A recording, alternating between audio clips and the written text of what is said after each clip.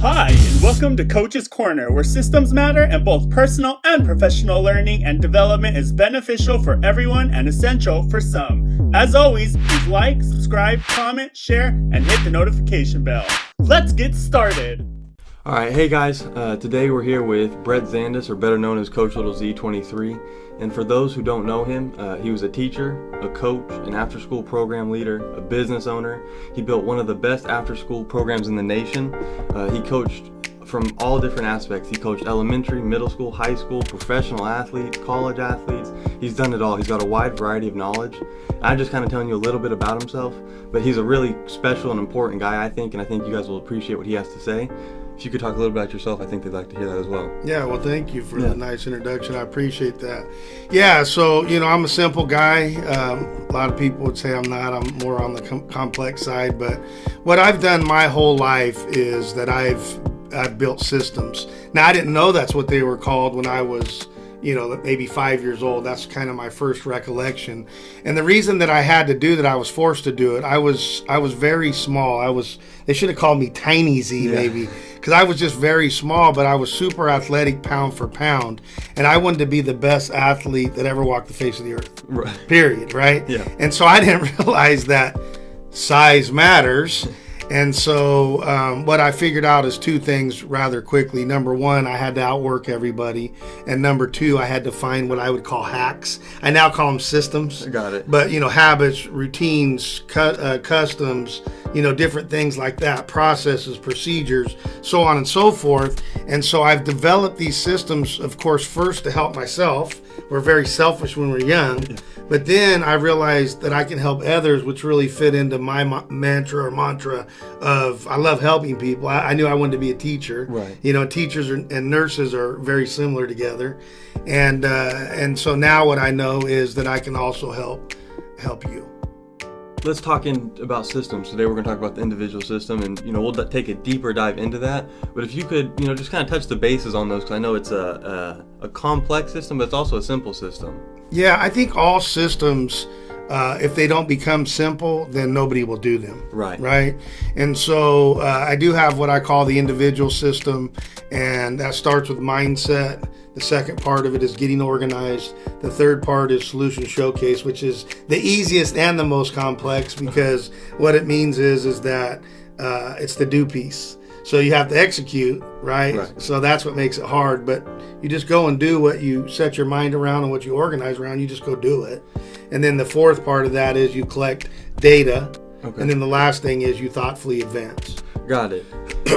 So with mindset, what do you do personally for mindset? Let's start with that. Okay, so I do a bunch of stuff, but I have huge lofty goals. So I don't want to scare everybody off or scare myself if I talk about it, because so what I would start with is if let's say a 5-year-old came up to me and they said, "Hey, I really want to be a firefighter." Then I would be like, great, do this one thing. And I call them board pictures. A lot of people call them vision boards. And what you do is you would cut out an image of a firefighter, and you would tell that 5-year-old to go and put it on his door so that he can look at it. And when you're looking at that, when you can do it with emotion and elevated emotion, it really starts to connect, and the world will just start working with you. So with me, I have gratitude statements, I have vision boards, I have thankful statements, I have standards, I have objectives. I mean, I could go on and on about what I do. Right. But the thing that I like about the system is that anybody can use it. Doesn't matter how old you are, doesn't matter what your gender is, doesn't matter what your race is, it doesn't matter. You can be a sports guy, you can be a music person, you can be a craft business, it doesn't matter. You can just plug right into it, and it just boom, boom, boom, boom, boom. Wow, so I know you're a busy guy. I don't know if they do. I know you work 10 to 14 hours a day. How do you fit in the time to do that? Do you add it to your walking? Do you add it just throughout the day? What do you do? Yeah, so I do try to double dip the best that I can, but that's how important it is for mindset. I'm willing to spend 90 minutes on it every day. Wow. Yeah, and then, obviously there's going to be days where you're going to have to cheat the system because you're busy or something comes up. And so I've already prioritized them as well. So if I only have one shot, I'll just do board, what they call a vision board or board pictures. I call it board pictures. I would just do that one thing. It's a visual, it's elevated emotions and so on and so forth. But on most days, I'm able to do all of those things. And I really, I think that it helps. And if I wasn't a believer of this, and if I hadn't seen it work for thousands, and I mean thousands of people, then I wouldn't do it, because above all else, I'm pretty practical and pragmatic. Yeah. So would you say that one's better than the other, or are they all important? So you said board visualization, or you said mind, or goal objectives. Is one more important than the other, or no, are they all the same? I mean, I would say that mindset's probably a little bit more important than the rest of them. But I don't know if you remember those monkeys that hook together. Yeah. Or if you look at the Olympic rings, how they have to connect. I mean, yeah. I think there's, the 5 circles for the Olympic rings. You would know that as an ex-professional track guy.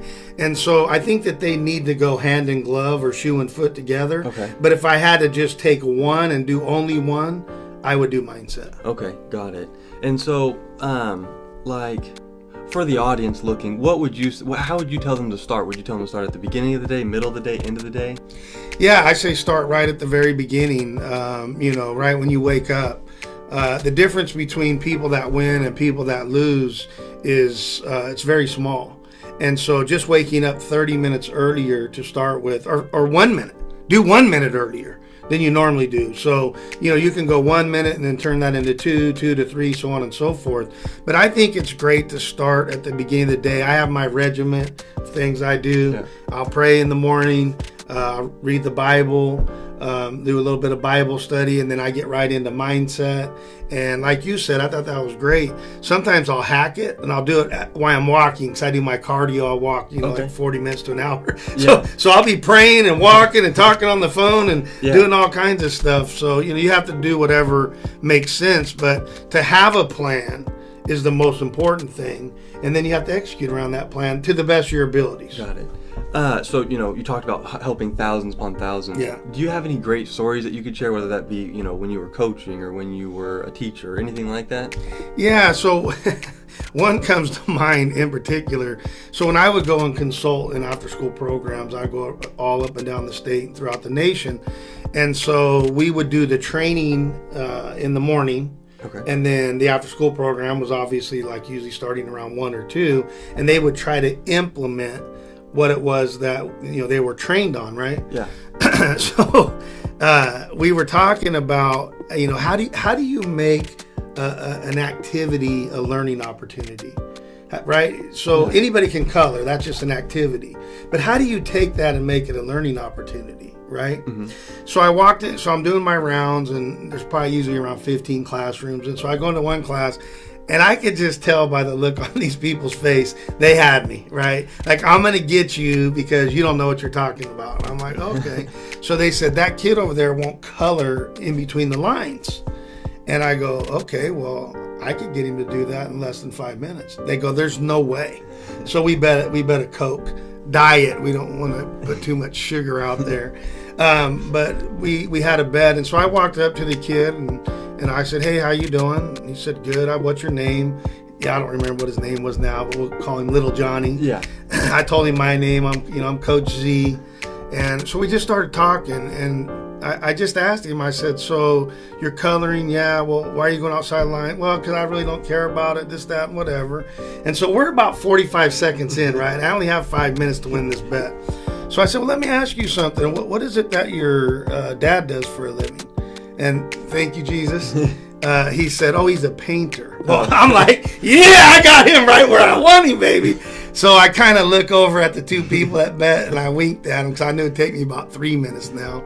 And I said, oh, well, so when your dad paints and they ask him to paint the wall, can he also paint the floor? Well, no, silly, is what this little guy told me. I go, oh, okay. Well, what about if he's painting the ceiling? Can he also paint the wall? Well, no, silly. And then I started to get ready to talk, and I saw the light started to flicker in his eyes.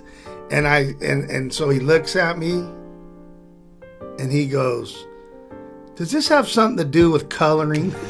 I said, yeah. I said, do you want to be like your dad? Yeah, of course. You know, every boy wants to be like his dad, right?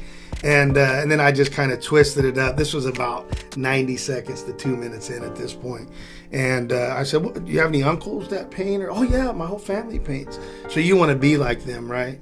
I said, well, where do you think that starts? He goes, man, I need to color within the lines. And I go, yeah, click the deal, like 2 minutes and 23 seconds. And these guys were just really upset and mad. Yeah. But it's a system, right? I just followed a system and a protocol, starting with prior knowledge. Where's this kid at? Why does he not want to color in the lines? Because he didn't care about it. Yeah. Well, that's a mindset, right? If you don't care about something, you don't have a mindset about it. You're not going to take ownership. You're not going to be thoughtful. You're not going to do any of that. You don't care. So when I got him instantly to change his mindset about it, then we talked about getting organized after I won the bet. I said, hey, what are the colors you use the most? Well, I use reds, blacks, and greens. Okay, well, let's put those out so you don't have to keep, diving into the Crayola or the color, the pin box. And then the solution showcase was just simple, right? He's going to color within the lines. And then even at a young level of a kindergartner or a 5-year-old, whatever, I was able to say simple things when we talked about thoughtful advancement and collecting the data. So I just said, hey, what did you like about this? And he told me. And then I said, oh, so when you like something, how do you reward yourself? He looked at me like, well, I have no idea what you're talking about. Yeah. I said, well, when you're happy, what do you do? He said, I usually do a dance or something. And I said, well, then do a dance. And so we just went through that whole system, boom, boom, boom, in less than 3 minutes. Right, so the simple part and also being complex was right there. I mean, when you break it down like that, it's complex, but in 3 minutes, it's very simple. Very simple. And you can do it informally. Yeah. And then I can do, so informally, I kind of just did it in the moment. Yeah. Right? But I do it formally for 90 plus minutes every day. So you can, there's a continuum here. If you want to, I don't really want to get all crazy over here. Yeah. Great. You do like the 5-year-old and put the picture of the fireman up. Look at it before you go to bed and look at it in the morning and just try to elevate some emotions around that, and good things will start to happen. Yeah. So I know you touched on this a little bit, but I'm going to pick your brain on it again. For the audience out there, that's watching, what would you have them start with? I know you said, start a minute earlier, but would you have them start with the board visualizations first and then work their way up to a more complex, or does it just depend on their goals? Yeah, so I would have them start. So I like to give what I call a framework or a lens, right? Mm-hmm. And so I have another system that I call the holistic system. Okay. And that's how I do all of my mindset based off of those sections and categories. Okay. So I have spiritual religion, I have family friends, I have health physical, I have personal social, and then I have career material. So what I do, like with my board visualization, what I do is I just said, okay, here's spiritual religious. What do I want? Well, I want a relationship with Jesus. Okay, so how do you go about doing that? And then I just start brainstorming. Okay. Well, I would need to pray. I would need the Bible study to learn more about him. I could go to church. I could go to Sunday or Sabbath school. I could start witnessing. I could, so I just listed those out. And then what I did from there is I went online and I just found like a picture, an image of a Bible. Okay. And so what happened was I just printed that out. I put them all on one page, a Bible, the church, witnessing, or something that was like witnessing, two people talking, whatever. And then I just put those on the board underneath those sections and categories. And so I have a board that's, probably this big, that's just full of pictures of things that are of interest to me and things that I would like to achieve. So I would do the achieving part as well as the activity part. Right. Okay. Got it. And so I hate to take a little bird walk when I'm going to, because you brought up the other system. Yeah. It seems like both are set up in a prioritized but also a chronological order. Would you agree with that? Yeah, I absolutely think that it's a both and situation. Okay. So you can do them in isolation and they'll help you. Mm-hmm. But if you put them together, it's like the rings, right? Right. So, I don't know if you remember this, but there was a movie called The Ring. Yeah. It was a scary movie. Yes. And it was just one circle. So that's a standalone in isolation, silo, right? Yes. And so if you did just mindset and nothing else, that'd be great. But the reality is that if you start putting that together with getting organized, solution showcase, collecting data, thoughtful advancement, the holistic system with spiritual, religious, family, friends, health, physical, career, material, and personal, social, if you start putting those all together, it just weaves. It's like a spider's web. And when those guys, pound for pound, those things are strong. And so the more that you can do, the better. But you can do one thing and it'll help you on your journey of wherever you're trying to get. Gotcha. This is just a side comment. Obviously, he did his homework. He knows that the ring is scarred me. I watched it at a very young age and never was the same after. So, for a few of those that didn't get the inside joke, that's what that was. So I appreciate that. Thank you. That was by accident, I think. With the mindset, is there anything that I didn't ask you that you think would be important for the people watching? The main thing is that just do something, right? Just do one thing. Just start with one thing. And it does not matter, like I said, if you're young or if you're old or somewhere in between. Doesn't matter about gender. It doesn't matter. Just plug into the system, right? It's 1, 2, 3, 1, 2, 3. I don't know if you remember back in the day they had paint by numbers. Yes. That's what it is. And it just makes it's automated, right? It's predictable. It's reliable. And so those are the big things that I think that a system will help with, and especially with mindset first. Got it. And before we go into getting organized, that's next. Yeah. You talked about predictability, reliability. Is that why you do systems? Like, what are your reasons for systems? Yeah, I mean, people don't understand. I was tiny. Like, I was 4'11" and weighed 96 pounds my freshman year, dripping wet, going up against people that are 6 foot, 6'3", whatever. So as a quick story on that, when I was in 8th grade, actually, we were playing the championship, and one of my good friends that I went to school with, elementary school, I went to Thompson, he goes to Actus. Oh. And so it was a tight game, and I played safety, if you can believe that, as small as I was. But I could jump out of the gym. Right. Yeah, I had almost a 40-inch vertical by the time it was all said and done. Wow. Yeah. And so, but I knew I had to time it. This guy was tall, man. He was like 5'11" in 8th grade, maybe 6'1", Yeah. Which nowadays, a big deal. They're all 6'9", whatever. But back then, 5'11" to 6'1" was tall. And he was super athletic. He played basketball on a Division I scholarship. Oh, wow. But what happened was he went up and he, got this way over. There's nothing I could do about it. But guess what? He had to bring it down. And so as he's bringing it down, I timed my jump and was able to knock it out. So every time I see him around town, he's like, "You remember that? There's no way." And I said, "Just lucky, man." But I think it wasn't luck, right? I knew I had to do things a little bit different based off of my size, and any kind of hack that I could do, which now I call systems. Yeah. But that's the other thing. If you don't mind, I'd like to say that. Look, we all have things that we do on a regular basis. So there's habits and customs and rituals and different things of that nature. The question that I have for people is do you do that based off of tradition? Or do you do that based off of choice?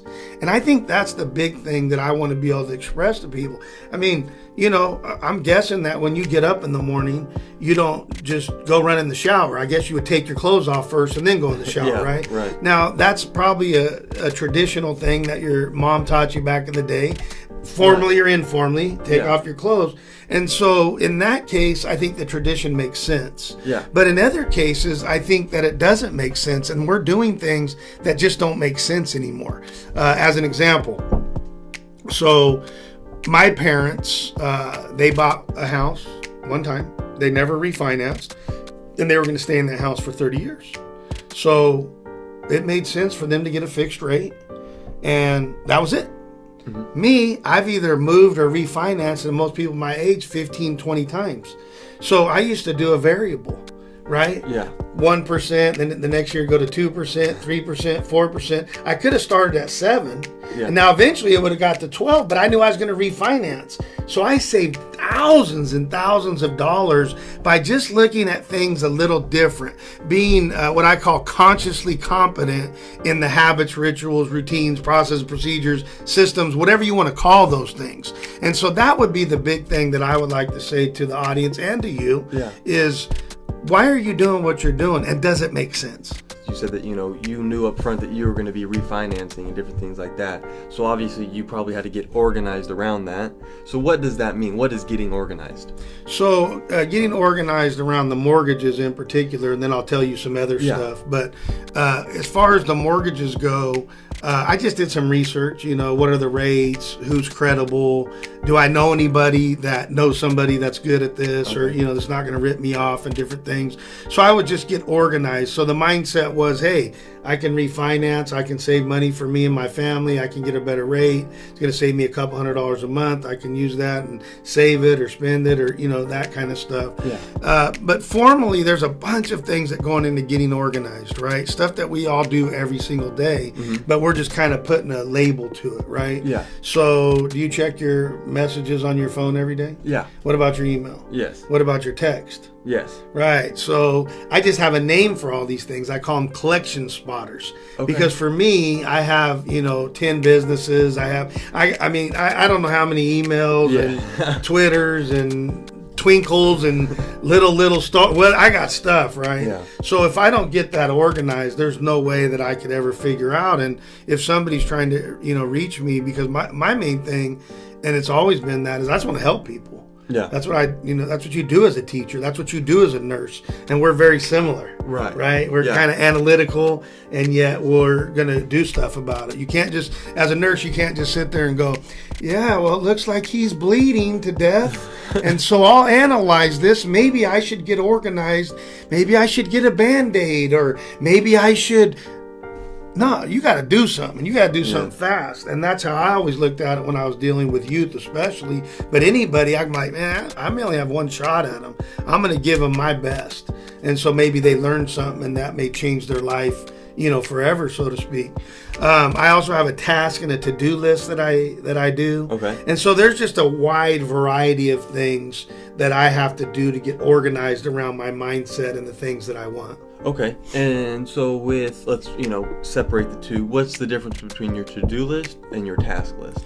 Okay, so you got to remember, I have had up to 300 employees, and when I was consulting at one of the largest nonprofits in after-school programming, actually the largest, there were 2,000 people. And so one of the things that I believe is that if you ask me to do something for you and I commit to do it, I take 100% ownership, and then I become very thoughtful on how to do that in a correct manner. Does that make sense? Yeah. So what happens is that as you're trying to get organized, my task list was, what is everybody else doing for the company or needed to do for me or somebody else, so to speak. Right? Okay. My to-do list is what I need to do for them. Okay. And so I just separated the two. And then what I always did, even if I had to stay up till 2 or 3 in the morning, is I always did for others first. And I just put mine on the back burner because I felt like that was the right thing to do. Got it. And so, you said that you were the boss of, at one time 300 and at one time 2,000. Yeah. Is the task list only for a boss, or is that for an employee as well? I think it can be for anybody. It's look, this is, especially like if you're in leadership though, but it could be for anybody. So let's say that you're, 12 years old and you're getting ready to go to your first Halloween party or something. Yeah. And so you ask your mom to get you a costume of a football player, let's say. So if you just ask her, she may or may not remember that. And a lot of people don't. Right. And so if you put it on your task list, that's something that you gave somebody else to do, then you would know that it's there. If you don't do that, you forget about it and she forgets about it. All of a sudden, it's Halloween night. You have no costume.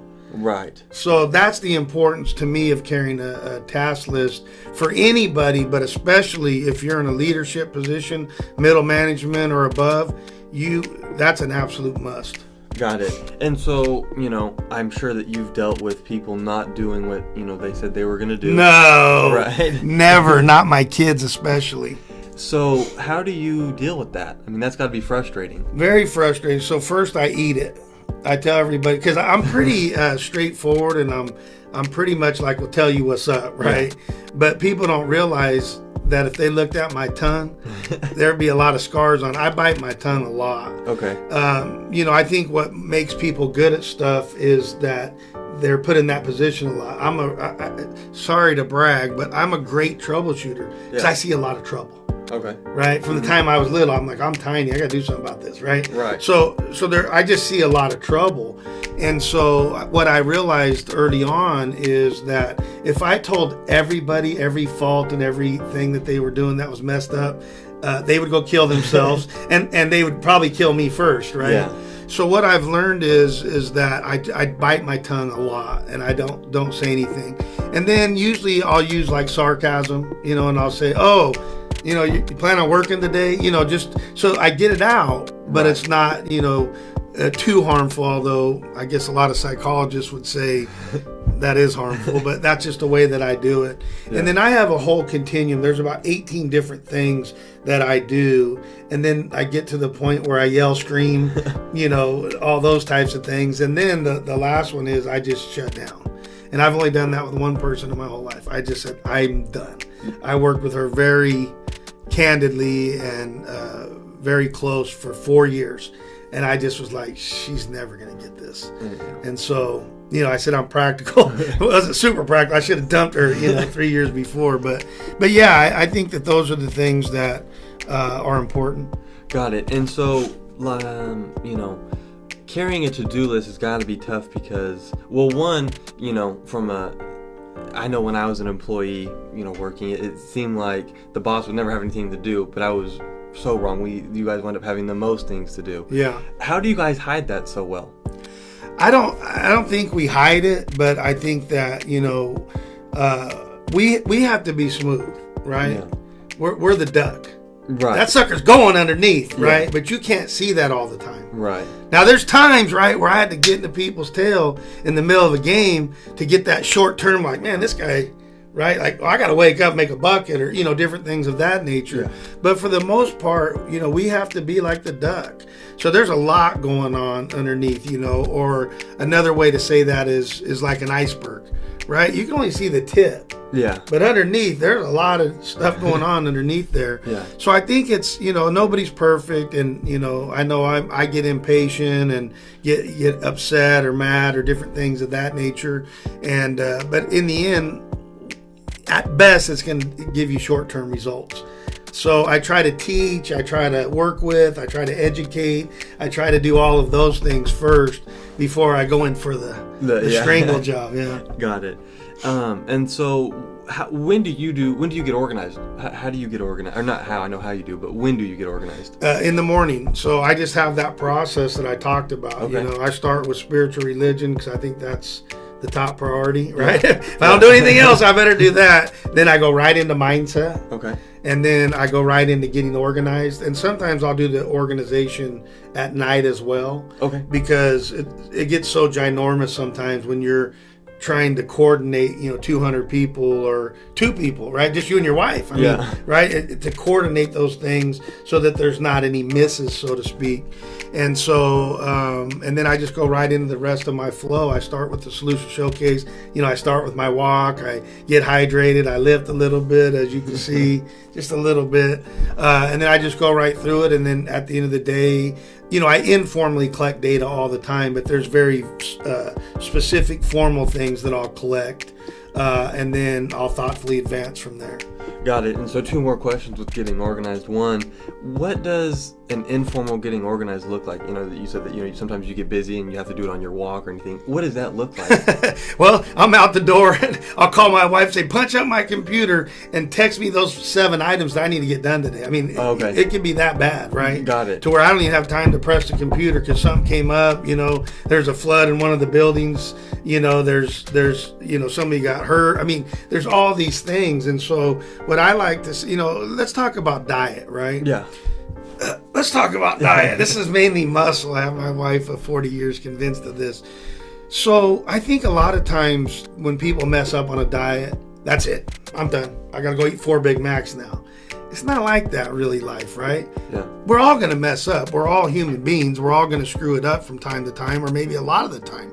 The question becomes, how do I build habits that where I'm saying, hey, I'm going to do this, and then I go and do that, which gives me credibility to myself.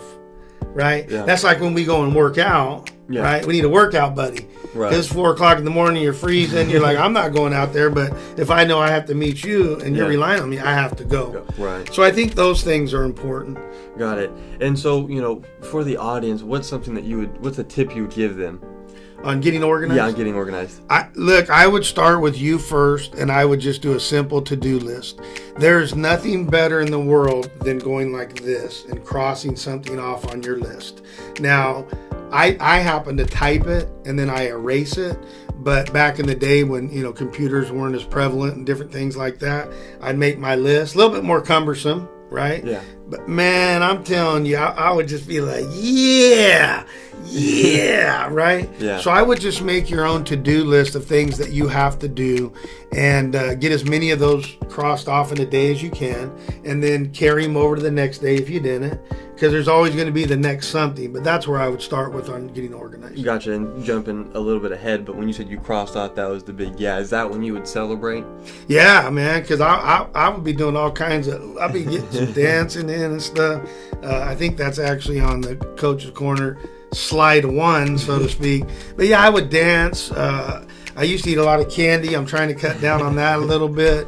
My favorite celebration of all time, bar none. Yeah. Going to the movies, big old bucket of popcorn. I put more butter in those popcorns than you'd ever know, and I would just eat it. But because I'm trying to slow down the eating, I got to find something different. But yeah, I think you informally, even self-talk, oh man, good job, or great, good for you, or you physically bump yourself, or you gotta do things, because it's not always easy out there. Yeah. And so before we move on, was there anything that I missed that I should have asked you about getting organized?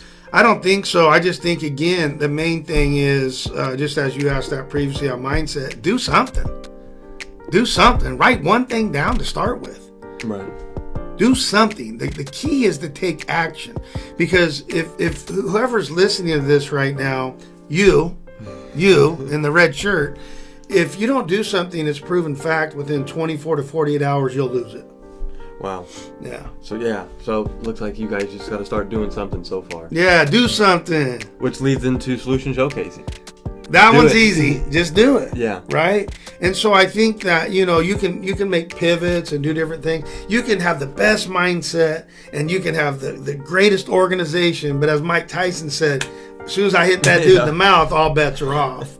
So just realize that, these two things aren't always going to work out perfectly, mindset and getting organized, to where you're going to have a perfect solution showcase kind of day, but you're going to have a much better chance. And as an ex-track athlete, the difference between a 10th in the 100 meters is the difference between getting a gold medal and getting nothing, not even an olive branch. Yeah. An olive branch, right? Yeah. So I think that, it's these little things that can pile up. We all played Legos when we were kids. So if we just keep stacking, eventually we're going to have a nice little stack, right? Or like poker chips.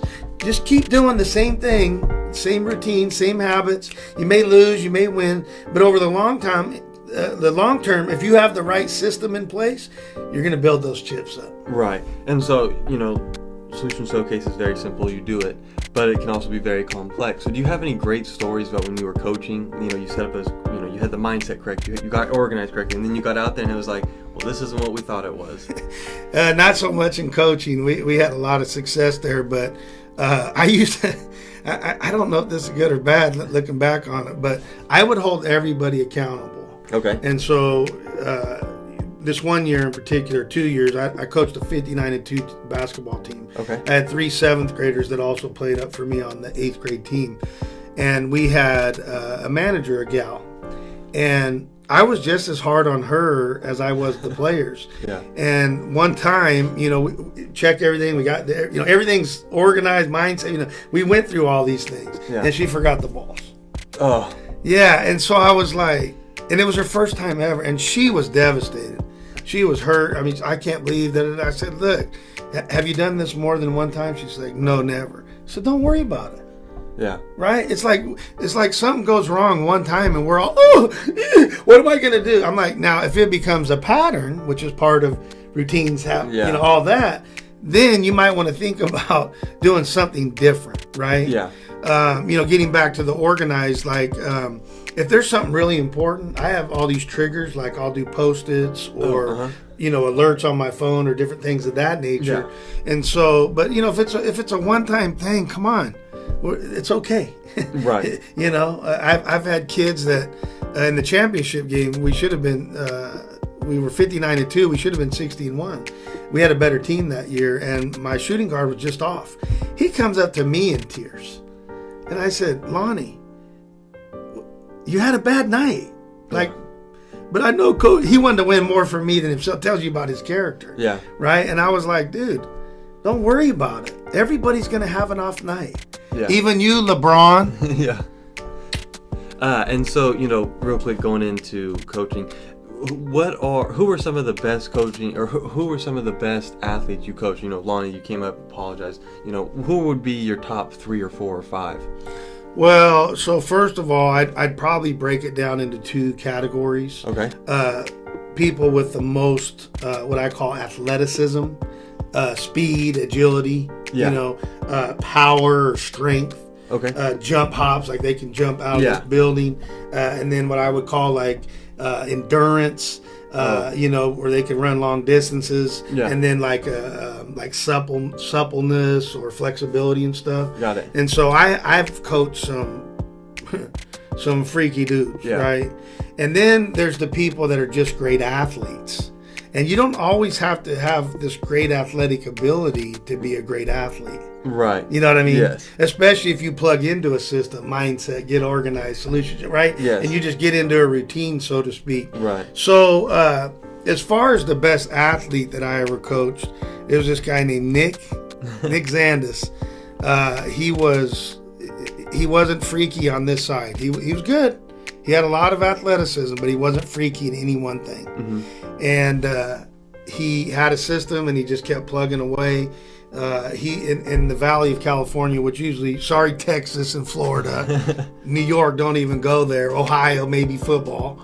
But California traditionally has the best athletes. Yeah. And this kid, who I think started his freshman year running 13-1 in the 100 meters. Yeah. 13-1, right? Yeah. I think his coach said, I got girls that can run faster than that. Yeah. But he was quick. He just wasn't fast, right? Yeah. He was quick with his movements. He's in a straight line. But anyway, he broke a 17-year-old record in the Valley, which is in California, and moved him 4th all-time into the 165-year history of California. He was 3rd in the nation his senior year, and the only 2 people he lost to were a 2-time national champ from Michigan. This kid was about 6'4", went about 180, 185. This Nick kid, he was kind of about like your size, about 130 pounds, about 5'11". And then the second place guy was a guy from Georgia who was a 1-time national champ in the other division.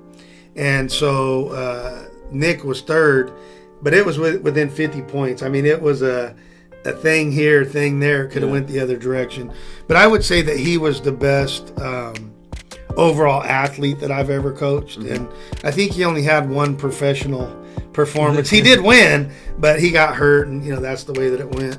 The one that was the least athletic guy, he couldn't even make my 8th grade squad on anything. Uh-huh. He couldn't play for me in basketball. He couldn't play with me for football. We didn't have baseball because we did track instead. Oh, okay. We thought it'd be too dangerous, but he wound up pitching for the Pirates. He was a lefty, and he could throw 95 plus miles per hour. Wow. Not super athletic or anything. Great kid, great family. But that was a kid that had not a lot of athletic ability. Right. And then I had a lot of just freaky dudes, man. Like, people that could, pick up a car in 8th grade. And I mean, just, stupid stuff like that. Yeah. I had people that, and back then, that was a big deal. If you're in 8th grade and you could dunk. Yeah. Now it's like, it's common that, but not back in the day when I was doing it 30 years ago. Yeah. But kids that could jump out of the gym, kids that were fast, we sent people to USC. I mean, just stuff, right? I mean, just amazing God-given, what I call athleticism, and then we put them with a system and a routine, and they just would go crazy from there. I call those usually professional athletes. Yeah, wow, and we're going a little off topic, but I do have one more question for you, a little off topic. You've been born and raised in Bakersfield, California, coached here forever. Would you say it's probably not looked at enough for its athletes?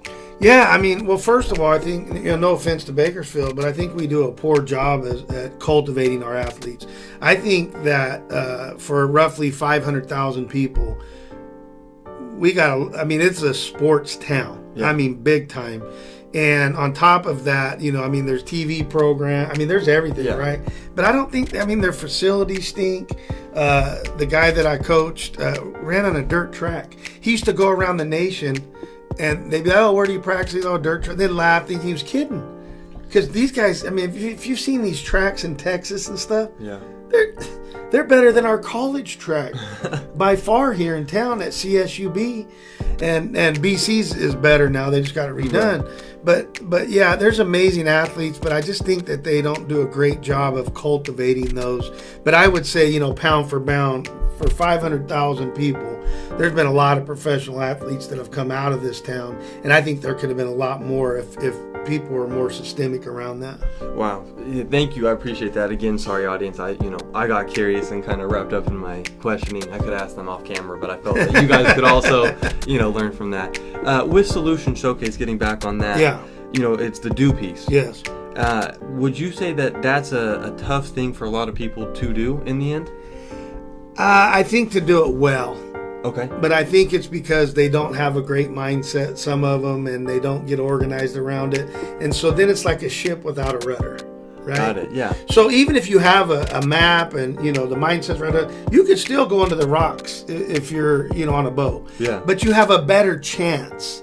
And as we talked about, 1% or 1/10 doesn't seem like a lot. Right. But 1/10 or 1%, you being a decathlete, you would know this. Yeah. 1 point, 10 points, 3 points, 9 points, that adds up to over 100 points by the end of 10 events. Yeah. That makes a huge difference. Right, yeah, difference, like you said, between a first place and not even getting the olive branch. That's right. Yeah.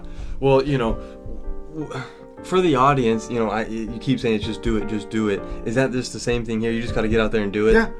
Look, it's just simple. Get your mind right, take some ownership, be thoughtful, organize around that, whatever it is that you're trying to accomplish, whatever that is, organize around it. If I'm going to go run a marathon, I got to get my shoes, I got to get, multiple different attire, cold weather, this, that. Organize, whatever, do the best you can to organize around it, yeah, and then go do it and try to knock it out of the park. Mm-hmm. I have a saying, why bunt? Aim for the fence. Yeah. Right? Yeah. I remember when I was a little kid, I saw it on the, I forget what they call them, but on the church, starts with a P, but whatever that thing is. Uh-huh. And I thought, man, that's a great saying. Yeah. Right? Like I used to love to go by there. Right? I think that's what we do is we play things safe within there. We bunt. We, whatever. And there's a time to bunt. Yeah. But there's also a time to swing for the fences. And I think that a lot of people are afraid, either fear of success or fear of failure, which either one of them are bad. Right? Right. Yeah. Both of those things are bad. Yeah. So, hey, go out there and put yourself out there, give it your best shot. Who cares if that guy's laughing or she? Who cares? Who cares if Sally Pants, whatever? I don't know what they're going to think about this thing that we're doing here in Coach's Corner. I don't care. I care about the one person that I can help. Like the old, the starfish story, right? The kid's throwing them. Yeah. The adult comes up and goes, well, you can't help them all. And he goes, picked it up, he threw it, he goes, well, I can help that one. Right. And that's what I want to do. If I can help one person to, better their situation or make it easier or you fill in the blanks, then I'm cool with it. Awesome. And so with collecting data next, so, we talked a little bit about, obviously it's in the name, you collect the data of what you did, but what is that entirety, what does that look like for you? Yeah, so, in the simple terms is whatever your mindset was, whatever you wanted, then collect stuff surrounding that, mm-hmm. right? Yeah. So if you want to lose 40 pounds, then collect data around that, okay. right? So you can collect data on the end result. You know, so if you were 200 pounds and you wanted to get to 180, you know, is it going down? So, you know, once a week you get on the scales, and that's a data point for you where you say, okay, I'm at 195, but I thought I would be at 190. Okay, then you would start to make that adjustment like we talked about in the next section, right? And it's a dislike. I'm not as far as I want to be.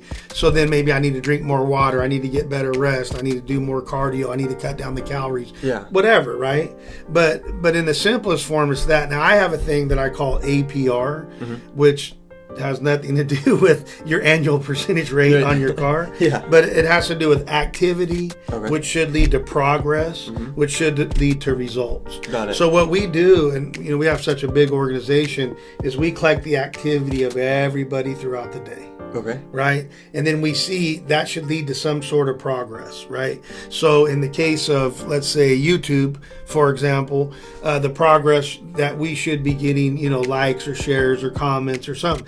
So we've done the activity. We're doing this podcast or this archive video or whatever. And so then the progress would be stuff like that. And then the results would be somebody says, hey, you changed my life, or you know. Right. And I've been very, very fortunate. Most teachers do not get that from their students, and I've been very fortunate. I've probably had 40 people that have come to me and said, hey, you've, you know, done everything. You mind if I share a quick story on that? Go for it. Yeah, so I had this gal. She was my point guard, because I used to coach both teams. Okay. And, you know, I was ornery with all of them, right? I just wanted to be the best, but we used to talk more about life than sports. And I said, so if you're going on the ground for the ball and she is, you got to act like, you know, that's like your lights are getting ready to get turned off and you got to get there. You know, it doesn't always have to be competition, but whatever. Well, she called me. This was like 15 years later.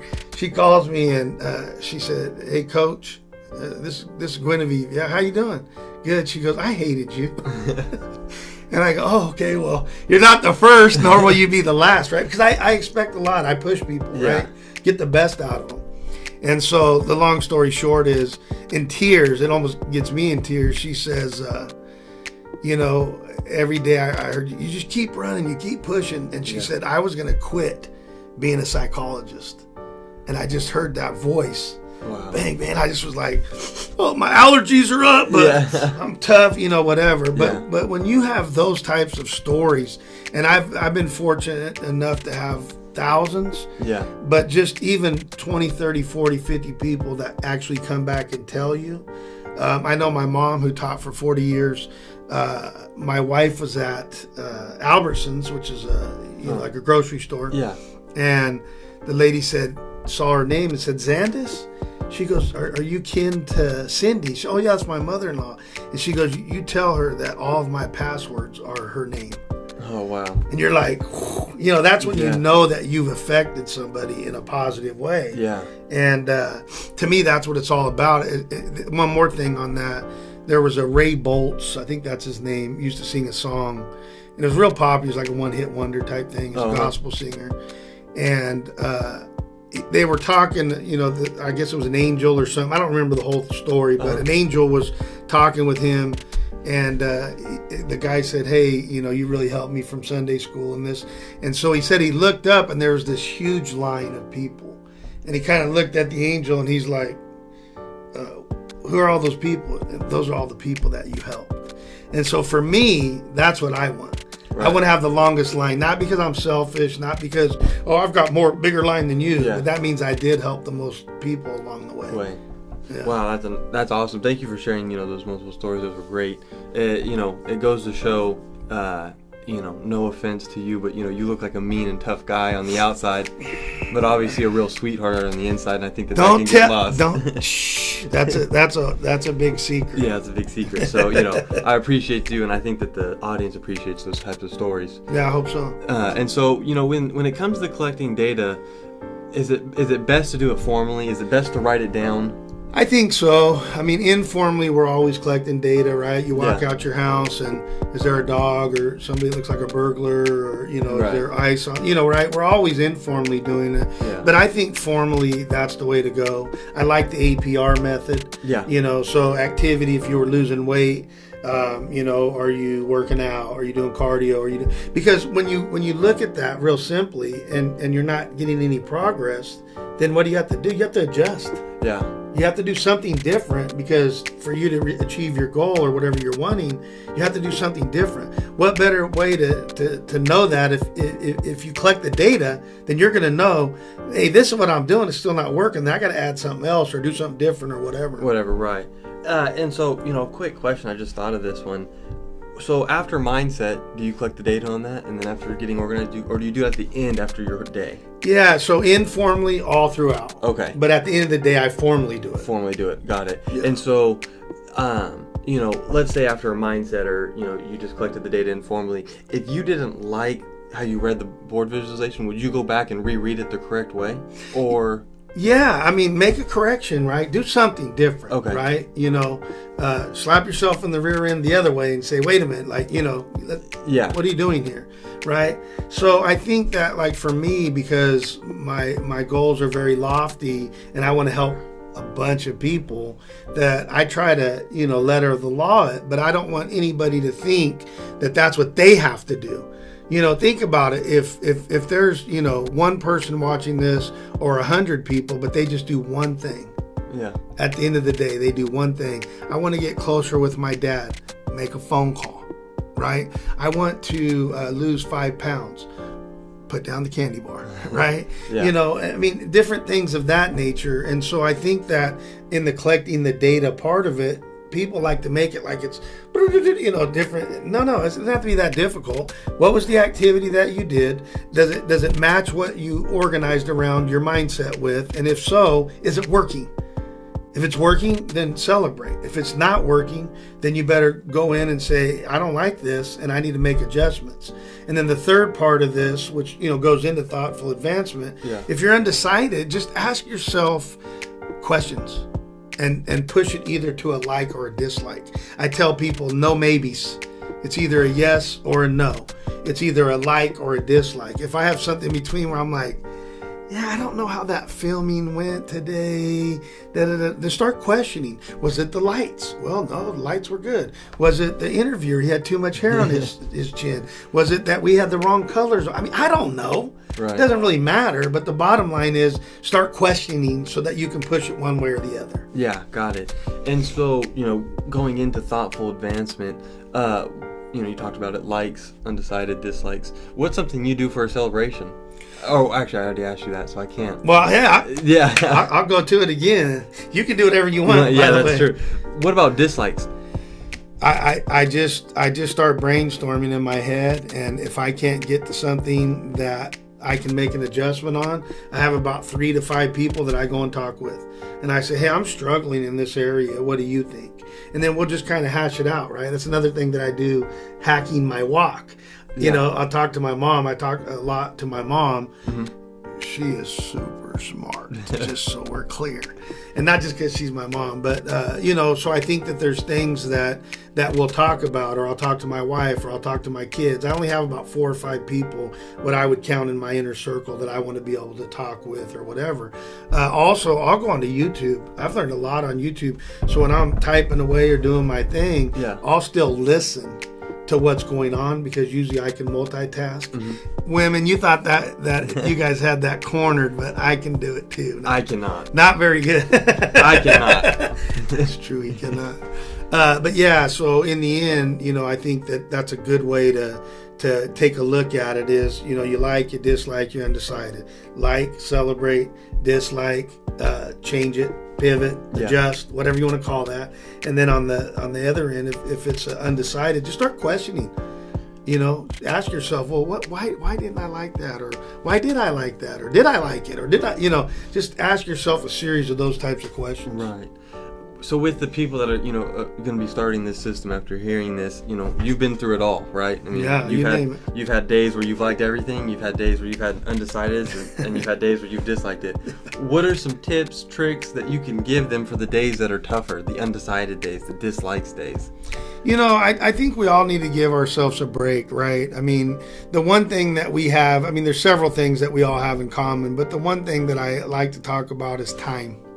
And what systems will do for you is that they will give you a time hack. So if you get to a spot where you're like, this was just bad and whatever, okay, right? Cry about it for 5 minutes or 7 minutes or whatever, and then move on. And I think that, one of the athletes that I used to coach as a decathlete, 10 events over 2 days, they had to do that. Or, like a cornerback in football, somebody beats them. You better get that out of your mind, because if you're dwelling in the past, right, you're in big, big trouble, right? Yeah. The future is going to have enough obstacles for you. Right. Right. So I just say, hey, but I think you should mourn it. I mean, I don't think you should be like, right? I don't think you should be doing that. Right. But so mourn it and get it out of your system, get that poison out, and say, you know what? I get to start fresh today. Yeah. And so, there's the saying, sometimes I should have punched you when I hugged you, and sometimes I hugged you when I should have punched you. Sounds like what I say to my kids most days. So, let's say that you've had a bad day and you disliked it, but you celebrate it. You said you've had, this has been a long week. 5 out of the 7 days were really good. I'm going to celebrate. Is that bad? Not at all. I mean, I think that anytime you can celebrate, I know when I do my consulting and my leadership class, when we get to that point where everybody's like, yeah, this is good, and I said, okay, so you like something. I go, what do you do to celebrate? Crickets. Right. Crickets. People are like, because they don't. Think about it. You guys don't celebrate the good things you do. I mean, think about how many good things and great things that we do on a day-to-day basis. All of us. Right. Yeah. I mean, it could be as simple as making sure that you get the wadded up paper in the trash can. Well, I got to celebrate that. Yeah. Well, you can if you have nothing else to do, because you just helped that custodian from not having to pick it up. Right. When I pull into a stall, I always look and check, because what I like to do is walk around and look at everybody else's caption in their head. Yeah. And if I'm too close to the line, I envision, let's say, a pregnant lady that needs to get out of her car, and I'm too close. So I don't want to get back in my car, back up, and then pull in correctly. But it's the right thing to do, not for me, but for somebody else. And I think that if we start having those kinds of thoughts out there, that life will be just so much better. Yeah. I think that, well, one, I better ask this question before I ask the question I want to ask. Would you... You're doing one of these? Yeah, I am. So, they say the Bible's a living Bible. Yeah. Would you say that your system is a living system? Absolutely. So let's talk about it. We can talk about it biblically speaking, but the one that I like to talk about is Tide, the detergent. Right? So somebody was formulating these little white things, right? Yeah. That we're eventually going to call detergent. And then they packaged it up. So there was a mindset about this somewhere along the line. Yeah. And then they got it organized. And then they packaged it. They solution showcased it. They collected data, so on and so forth. And so I don't know. I'm not a Tide representative or anything. Yeah. I don't own stock in Tide or anything. But they came out with Tide. Yep. But then 7 years later or 4 years later or whatever it was, they came out with New Tide. Right. And then there was New Tide with bleach. Yeah. And then there was New Tide with bleach ultra. And then they started throwing drafts in there, right? Yeah. And so part of that is maybe marketing, but the other part of that is just bettering what they've already done, right? Yeah. Or changing or altering or whatever. And that's the same thing with the systems.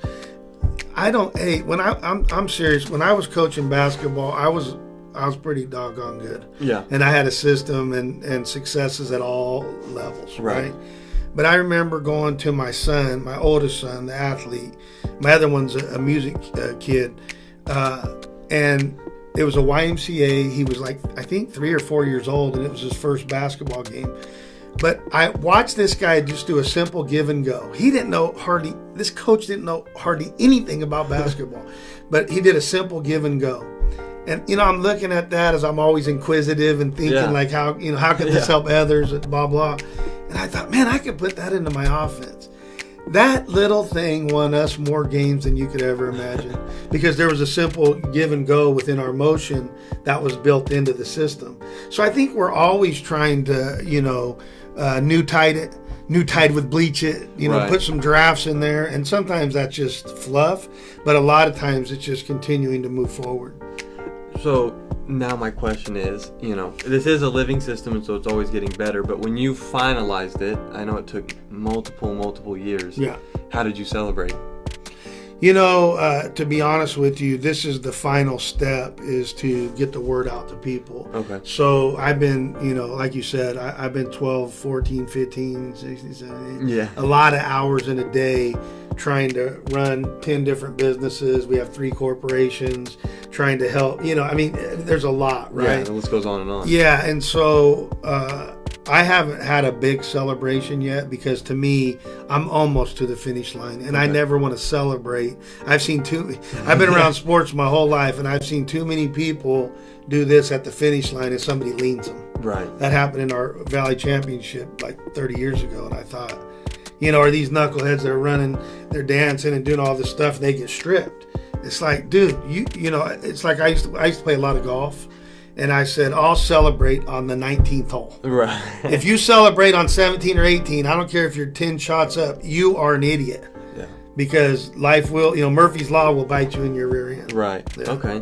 So, any thoughts on how you will celebrate after you've, made that final push and crossed the finish line? Popcorn and a movie. Yeah. Maybe I'll just rent tickets out. With COVID, nothing's open, but maybe I'll just do it at my house or something, and I'll just watch movies for 24 hours straight and eat nothing but popcorn. Right.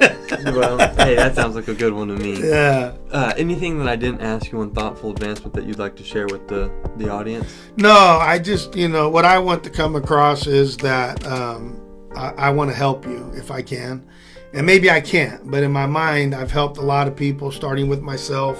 As we talked about, when you're young, I used to, give people the evil stare when they would tell their 1 or 2 year old to share. That's not common, right? That's not just like, oh, here's my microphone. That's an extension of who they are. Yeah. And so at first, I hate to say it, but we're all like that. We're selfish. Yeah. We only care about me, right? Me, and me some more, right? Yeah. I want that cookie. I want your cookie. I want everybody else's.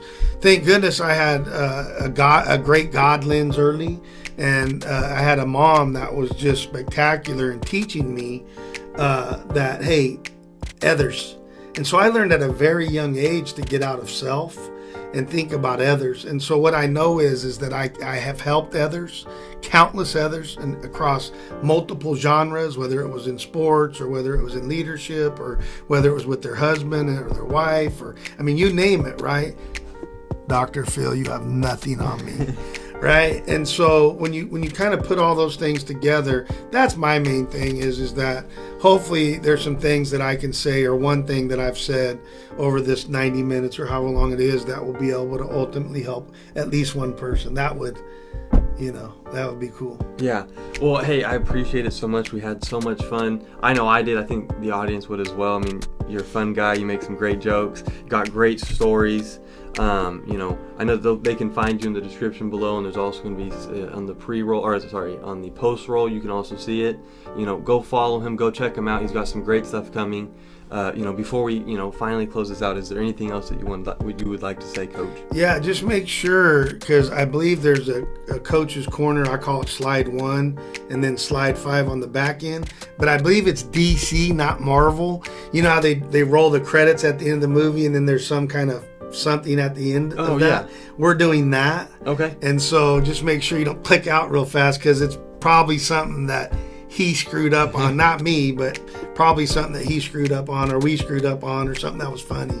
And so that's how we're going to kind of, at the beginning, we're going to put a little lead up, and then it kind of goes into Coach's Corner stuff, blah, blah. Yeah. And at the end will be some kind of blooper or something. Awesome. Yeah. All right. Well, hey, thank you guys. I appreciate it. Look forward to having him on here later on again, maybe. So catch you guys later. Thank you, and bye. Yeah, take action. If you need to contact Brett or Coach, please do so on his social media accounts, email, and or text. You can find that information in the description below. Again, please like, subscribe, comment, share, and hit the notification bell. Thanks, and we hope you enjoyed.